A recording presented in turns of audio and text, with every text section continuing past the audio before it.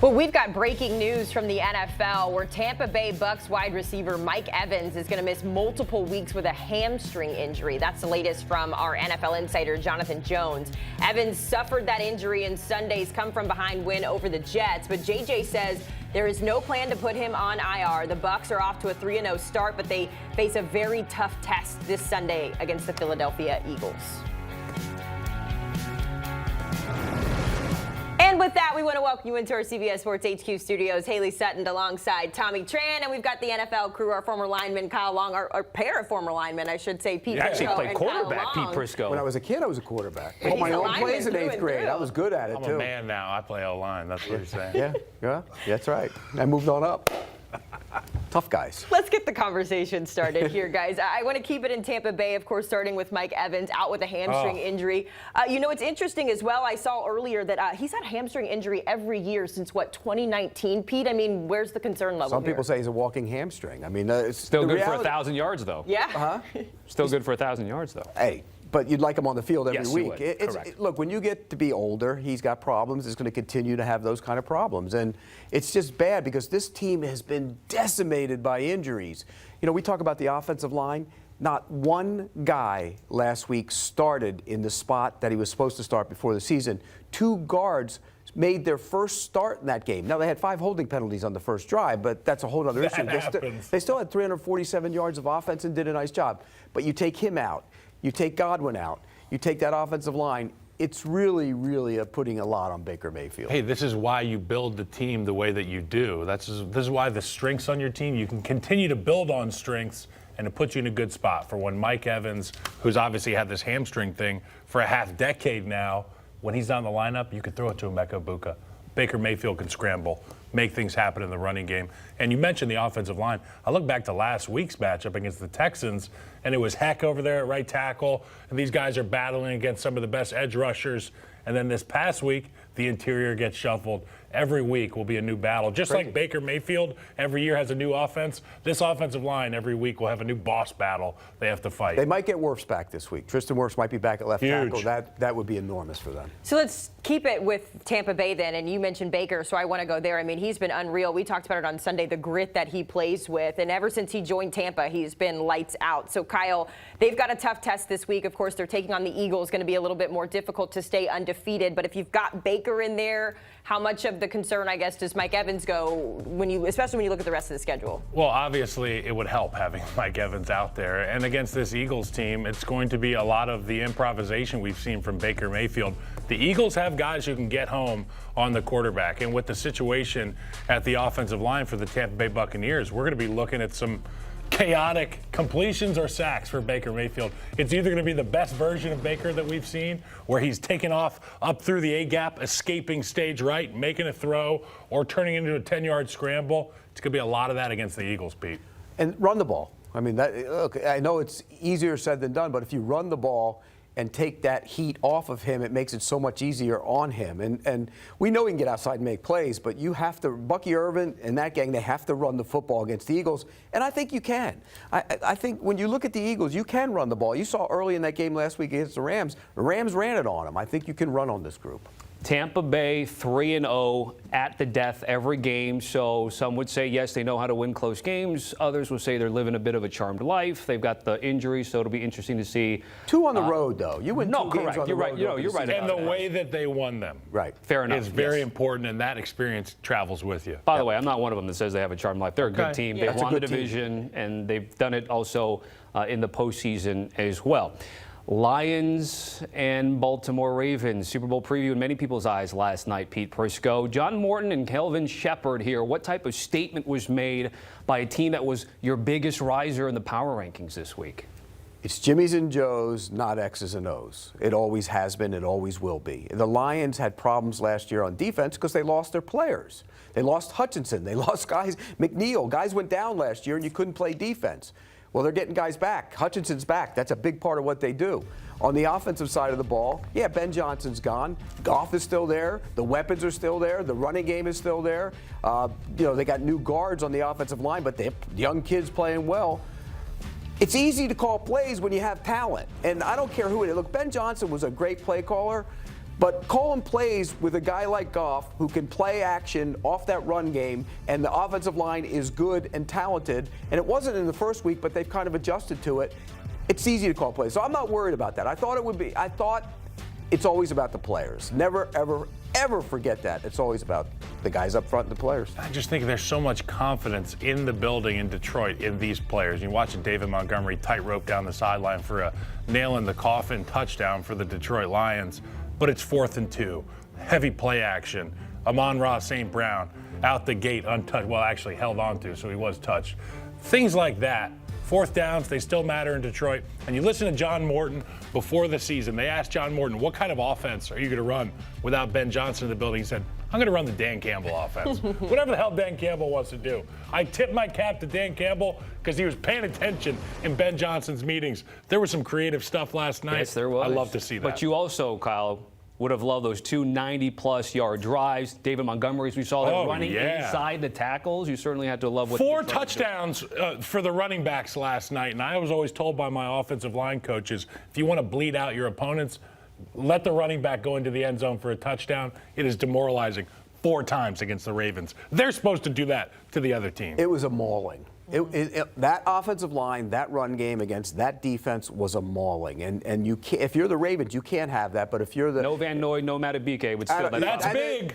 They're good players. Yeah. They weren't stopping that run game. Everybody's got injuries. Everybody's dealing with it. There are no excuses. Two young guards. You know, those guys are making their 3rd starts, and they mauled them in the run game. It looked night and day different. I think when we saw that first week 1 for the Lions, that performance is clearly not what we are going to expect for the rest of the season. So things feeling good there. I just wonder on the other side here, you know, we love these overreactions, right? And so when you look at Lamar Jackson, I felt like all we heard last night on the broadcast was he's got the best passer rating in the history of the game. But he's 1 and 2, Pete. And so when you think about the Ravens, is it an overreaction to say that the Super Bowl hopes are kind of done at this point, especially when you think about the upcoming schedule, the Chiefs coming up? Well, they're not done, but they have to be concerned, because you can't get mauled in the run game like they've been mauled in that. And let's not forget, a week ago, the Cleveland Browns held that offense under 300 yards.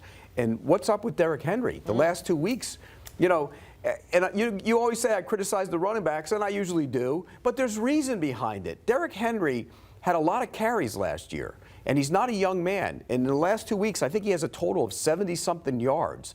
And that's not good. And 3 fumbles, by the way. 12 carries last night. That's not the blueprint for success that the Ravens want to have. No, I agree right? with you. But you got to admit, he was bouncing, and once he starts bouncing, you have him. He's done. He's got to go straight for the first run, touchdown right up the middle. Everything else, he tried to bounce, and I knew right away he was going to have a problem, and he did. So there are major concerns with this team. The quarterback held the ball a bunch too, and he's great at doing that normally. But there were problems. They were putting them on the ground. And when you get put on the ground 7 times, some of that is on the offensive line. Some of that is on the quarterback.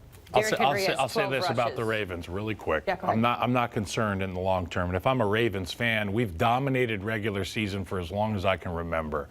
The stuff we saw last night from the Ravens, that's playoff Ravens.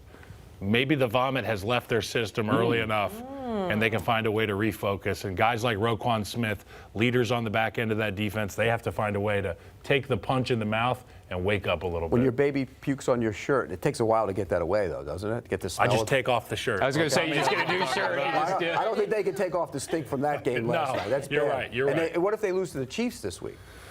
I'll be out there in Kansas City for NFL Today Plus. You should tune in. Paramount Plus, We YouTube, will tune all in. that But stuff. are they done if they lose? The Ravens? No, they are not done. They're in a deep hole at 1 and 3, though. Well, the loser of that game between Kansas City and Baltimore would be 1 and 3. So, Kyle, you kind of hinted at it here. What's at stake for these 2 teams, which have been the upper echelon teams in the AFC? Well, obviously the big question for the Ravens is finishing games, finding a way to finish. And there was points in last night's games where there were opportunities for them to take the lead and make that happen. And we've seen it historically with the Ravens. Some leads have been blown. I mean, the big one a couple weeks ago. For the Chiefs, we need to find out what the identity is, because right now the identity of the Kansas City Chiefs is hop on Patrick Mahomes' back and ride him to the promised land. He's leading the National Football League in yards rushing for quarterbacks. The offense is seemingly just, let's figure out what Patrick can get done. They need some guys to step up. They need that offensive line to step up. What was once the strongest interior in football, they've been challenged the last couple weeks. So which version of Trey Smith, Creed Humphrey, and that offensive line shows up for the Chiefs against the Ravens. For all the money they're paying those guys, they better start playing better. Yep. I mean, this line was a problem last year, and they thought they fixed it. And it's a problem right now. And he sped up. The good news is the Ravens aren't exactly, going to kill the quarterback from the other side. They haven't been good rushing the passer or stopping the run. So something has to give there this week. Is it the Chiefs' offense that shows up or the Ravens' defense that shows up? And I know that Isaiah Pacheco and Kareem Hunt are not Jahmyr Gibbs and David Montgomery, but Pacheco's healthy. Why have we not seen a better run game from Kansas City? Well, in large part because what he said. The run fits have not been very good. Yeah, and he hasn't been great. He hasn't been the same since he got hurt, I don't think. And Kareem Hunt, I always say, he's one of those backs that's going to turn a 2-yard run into a 4-yard run, but he's going to turn a 20-yard run into a 4-yard run. He runs hard, he runs tough, he runs physical, but he doesn't have that explosive ability. It's fun to watch him. He's spinning and hitting and everything, and you look up and you go, oh, was that 7 yards? No, it was 4. And that's the problem with the run game.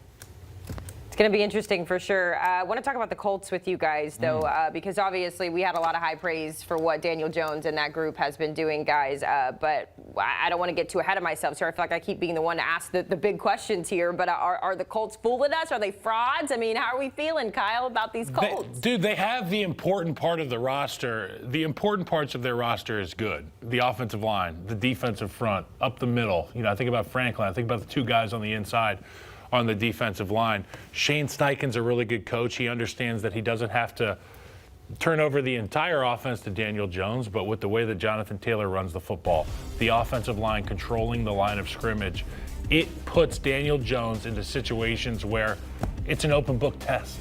And he doesn't have to go reinvent the wheel. And that's why Daniel Jones has looked good. Can't help but think that the Kevin O'Connell impact has been huge for him. And Josh McCown, my old buddy in Minnesota. Daniel Jones looks like a new quarterback, and the Colts look like they have a real football team. We'll know more about the Colts this week because Indianapolis is angry at me because the other night what I said. Yes. I said the teams they beat are combined 1-8. Okay. We also put the Denver Broncos in that spot where they could go win the AFC. They haven't played like that. But I'm just saying. They haven't come close to playing like that. The Colts have been playing like it. Yeah, but the Broncos haven't. So the 1-8, the teams they beat are 1-8. So we'll know more. If they go to L.A. and beat the Rams, we're going to sit here and we're going to say the Colts should win that division. If they go to L.A. and get beat up, we might change the tune on that and say, hey, let's wait and see. Well, then who's the biggest challenger? Because I think you guys both like Houston coming into the season. Who's going to be the biggest challenger? Jacksonville. Jacksonville. Which is reflective of the betting market right now. Indy is the betting favorite, but Jacksonville not It's a far behind. non-starter in Houston because of the offensive line. Yep. Yeah, tough. Coordinator change didn't really matter. That can't fix It that always O-line. comes back to the offensive line. I was going to say, always. that's where I am. Mm-hmm. Never forget it. You never do. You're smart. You know. It Spoken by always two comes back to the offensive offensive That's why I had to retire early because I sucked. They were like, get out of here. Go talk about it, buddy.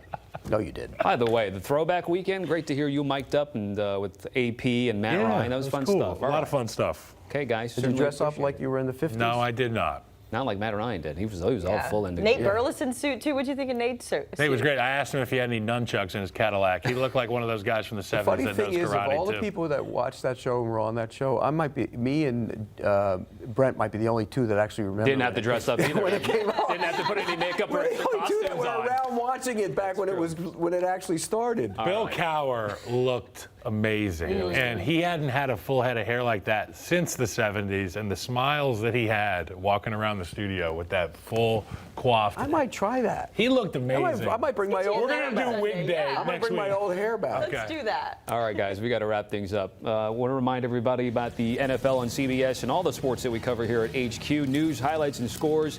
It's all here, and the best part is, it's all free.